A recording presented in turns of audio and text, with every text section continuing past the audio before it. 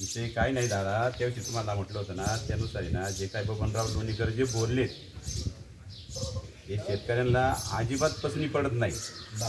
आणि त्यांनी आपला बाप किंवा आई किंवा काही जे काही त्यांनी त्यांच्या खिशातले पैसे दिले नाहीत, बरोबर. आणि आमचं म्हणणं तेच आहे का हे त्यांनी न एवढं जर बोलायची त्यांची जर धमक होती शासनात राहून, तसे शासनात राहण्याच्या लायक नाही आहेत. त्यांनी राजीनामा द्यावा आणि आम जनतेची ज्या शेतकऱ्यांना तुम्ही बोलले त्यांची माफी मागावा, एवढीच आमची माफक अपेक्षा आहे. बरोबर आहे. हा विषय आता जे शेतकऱ्याला पुढे बोलणं त्याला कोणी समर्थन करणार नाही. या बाबतीमध्ये पहिल्या दिवशी सर्वांनी आलमोस्ट बंद पाडला होता आणि राज्याच्या मुख्यमंत्र्यांनी सुद्धा या विषयावर सभागृहामध्ये टिप्पणी केली की बबनरावने जे बोलले त्याबद्दल महाराष्ट्राचा मुख्यमंत्री म्हणून ते त्या ठिकाणी विरोध व्यक्त करतो. दादा आम्ही जे त्या दिवशी पाहिले ना, दुसऱ्या दिवशी दादा, हॅलो, मुख्यमंत्र्यांनी उलट जे काय ते पटोळकर आपलं सॉरी नाना पटोले बोलले ना, त्यांना उलट सांगितलं का तुम्ही असंवैधानिक बोलताय म्हणून त्यांचं निलंबन केलं. आम्हाला त्याचा सुद्धा पुढचा खेद आहे आणखीन. आणि तुम्ही त्या बबनरावला खुशाल बोलाय दिले सभागृहामध्ये, तो शेतकऱ्याला इकडे बोलतोय तो परत तिथं बोलतोय, म्हणजे आणखीन लांछनास्पद आहे. म्हणजे जखमीवर मीठ चोळल्यासारखं झालं. नाही चूक आहे असं काही नाही. मीडियाला तसं काही आहे. सभागृहामध्ये शेतकऱ्यांची मुलं आहे त्या ठिकाणी निवेदन करताना नाना पटोले असं सांगितलं अध्यक्षांनी की आजचा विषय हा उद्याच्या संपुटाच्या शेतकऱ्यांच्या विषयावर त्या कार्यकर्त्याच्या वाटतं. त्यामुळे तो जो बिझनेस असतो तो बिझनेस दाखवून आपल्याला काय करता येत नाही. जेव्हा आधी आठव्या दिवशी मांडलेला असतो तो विषय होतो त्याच्यानंतर मांडल्यानंतर मग आता 8 दिवस भेटत चालले शेतकऱ्यांच्या विषयावर चाललेला आहे. आपले मत व्यक्त करत आहे. मग शेतकऱ्यांच्या विषयात हा विषय अजून आलाच नाही दादा, कालही नाही आजही नाही. येतोय ना. मग आम्हाला येणं हीच अपेक्षा आहे खरी, बाकी काही नाही. आमचं फक्त एकच मेन उद्देश एवढा आहे का शेतकऱ्यांना तुम्ही बोलू नका. हे बघा, आज सत्तेवर कोण आहे उद्या कोण आहे हे आम्हाला काही त्याचं घेणं देणं नाही.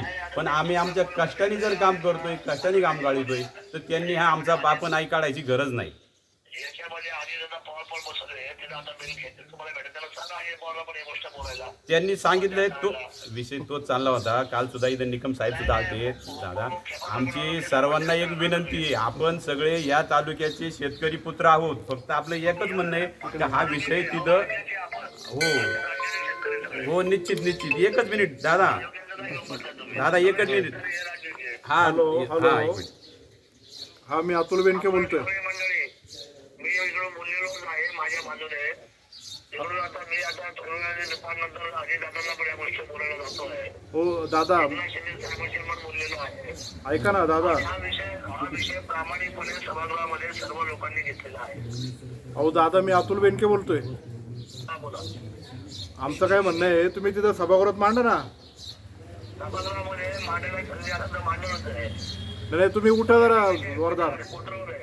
हॅलो, ज्या वेळेला प्रत्येक पक्षाचं बोलणं होईल त्यावेळेला माझ्या पक्षाच्या बाजूने मी पण तिथं बोलतो. नाही तुम्ही जरा धिंगाणा घाला, पॉईंट ऑफ इन्फॉर्मेशन मांडा. म्हणून आमचा माणूस बसलाय उपोषणाला, असं असं आहे, कोण दखल घेणार आहे का नाही, निदान मांडा तरी. ते पुढं काय होईल ते होईल. ते माफी मागतील नाही तर नाही मागतील, पण निदान तुमची प्रतिनिधी म्हणून तुम्ही मांडता खरं, त्याला बरं वाटेल. शेतकऱ्यांचं आंदोलन पेटणार आहे, आजच मांडा.